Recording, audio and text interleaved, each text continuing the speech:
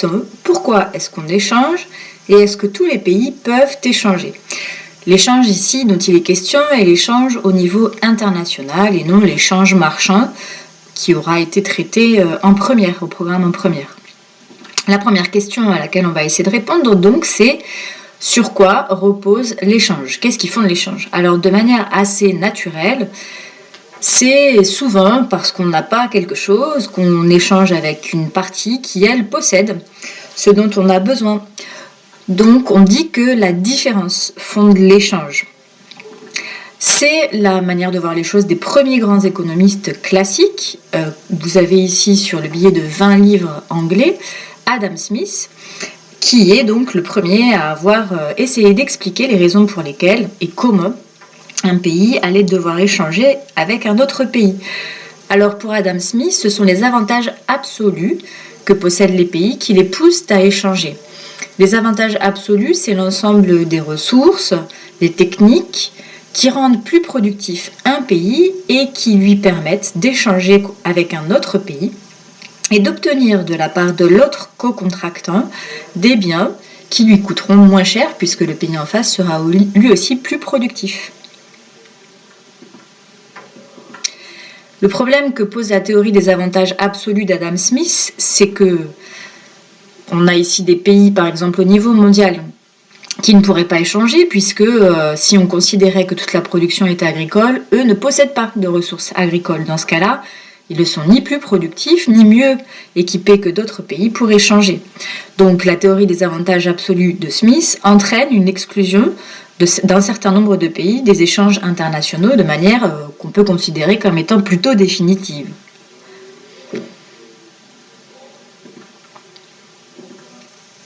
Alors un deuxième auteur classique, David Ricardo, lui va surmonter la limite de la théorie de Smith et va donner naissance à ce qu'on appelle la théorie des avantages comparatifs. Alors qu'est-ce qu'elle dit cette théorie ? Elle dit que chaque pays va se spécialiser dans la production dans laquelle il a le plus grand avantage ou bien le plus petit désavantage par rapport à un autre pays. Qu'est-ce qu'on entend par un avantage ? Alors l'avantage qu'on entend ici, c'est un avantage en termes de productivité. La démonstration de Ricardo repose sur la comparaison de la production avant et après échange de deux pays, la Grande-Bretagne et le Portugal. Le Portugal ayant un avantage absolu dans deux productions, le vin et le drap. L'Angleterre, donc, ou la Grande-Bretagne plutôt, un désavantage absolu dans ces deux domaines. Et par le calcul, David Ricardo montre que malgré l'avantage absolu du Portugal, les deux pays auront intérêt à échanger puisque la spécialisation entraînera une augmentation de la production de vin et de drap. Donc, au niveau de ces deux pays, l'équilibre sera meilleur puisqu'il y aura davantage de production et par conséquent une diminution des prix. Donc, David Ricardo montre que finalement, on n'a pas besoin d'être le meilleur dans un domaine particulier ou le mieux doté dans un domaine particulier pour échanger. Ce qui compte, c'est de se spécialiser dans le domaine dans lequel on est le plus efficace ou le moins inefficace.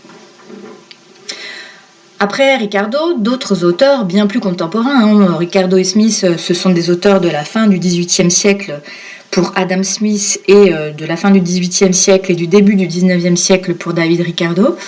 Donc on a ici des théories qui sont des théories du XXe siècle et qui, elles, vont nous dire que les pays vont se spécialiser dans la production qui intègre le facteur de production qu'ils ont en plus grande quantité.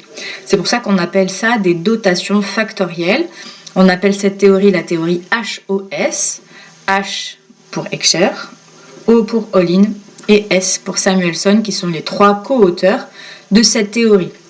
Donc la carte qui est représentée à droite de l'écran montrerait une spécialisation dans laquelle on a des pays qui ont des dotations qui sont différentes et qui justifient l'échange. Le problème de l'ensemble de ces théories, c'est qu'elles n'ont qu'une portée explicative limitée, c'est-à-dire qu'elles ne permettent pas d'expliquer tout ce qu'on constate de l'évolution des échanges au niveau international depuis l'ouverture des échanges, essentiellement à partir des 30 Glorieuses. Dans un premier temps déjà, les échanges sont souvent composés de biens similaires, ce qu'on appelle les échanges intra-branches. Et puis, parce que certains pays commercent, alors qu'ils n'ont pas vraiment d'avantage comparatif, alors qu'ils ne devraient pas plus commercer que les autres. Donc la théorie des avantages comparatifs, la théorie des dotations factorielles ne permettent pas d'expliquer toutes les théories ou toutes les réalités liées au commerce international aujourd'hui. Alors comment est-ce qu'on peut expliquer ces deux contre-exemples ? Alors un auteur qui s'appelle Paul Krugman a essayé de les expliquer avec succès. D'abord, il explique que finalement les produits similaires s'échangent facilement puisque les consommateurs ont un goût certain pour la variété. C'est ce qui explique qu'on ne va pas acheter tous la même voiture, mais qu'on va pouvoir avoir du commerce de voitures similaires, dont la fonction est la même, mais avec des particularités, des petites caractéristiques qui font qu'elles ne sont pas considérées comme complètement substituables. Par exemple, une voiture allemande avec derrière des croyances sur la qualité de ces voitures qui n'est pas la même que des voitures françaises et donc ils ne vont pas s'adresser exactement au même segment de marché et qui permettent des échanges de voitures françaises avec l'Allemagne ou en Allemagne contre des voitures allemandes en France. Et puis la deuxième chose qu'il montre, c'est qu'il est possible de se créer un avantage comparatif lorsqu'on n'en a pas. Alors, un des exemples de manière de faire, c'est ce qu'on appelle les stratégies de remontée de filière.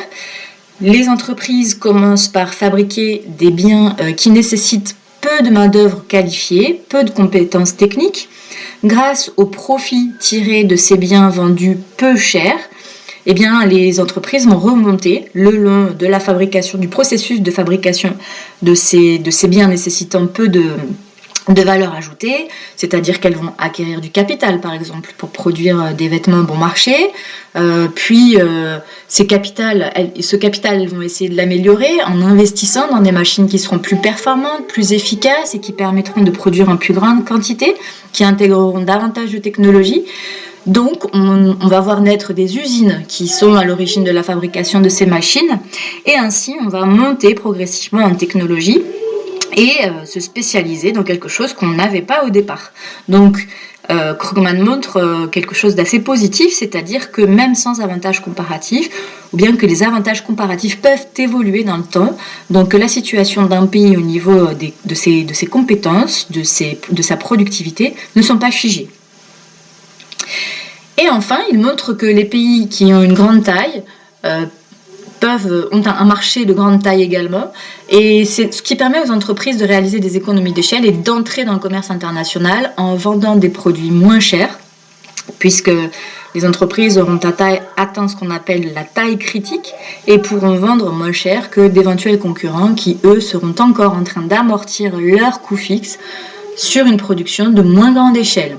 Donc, plus on augmente la taille de la production, si les rendements d'échelle sont croissants, plus on amortit les coûts fixes sur une quantité de plus en plus importante de biens produits, plus il est possible de vendre à un prix plus faible, donc plus il est possible d'éliminer la concurrence finalement.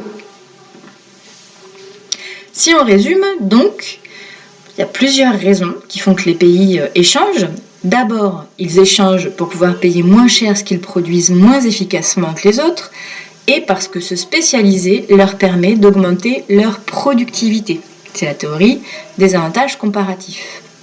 Et puis une deuxième raison qui fait que les pays vont échanger, c'est qu'ainsi ils vont pouvoir répondre à la demande qui repose sur un goût pour la variété et donc qui nécessite d'importer des biens qu'on ne produit pas soi-même. Pour faire ça, plusieurs solutions. Les pays vont se spécialiser dans la production dans laquelle ils sont les plus productifs ou les moins productifs, c'est la théorie de Ricardo. Dans la production pour laquelle ils ont le plus de facteurs de production à disposition, c'est la théorie HOS.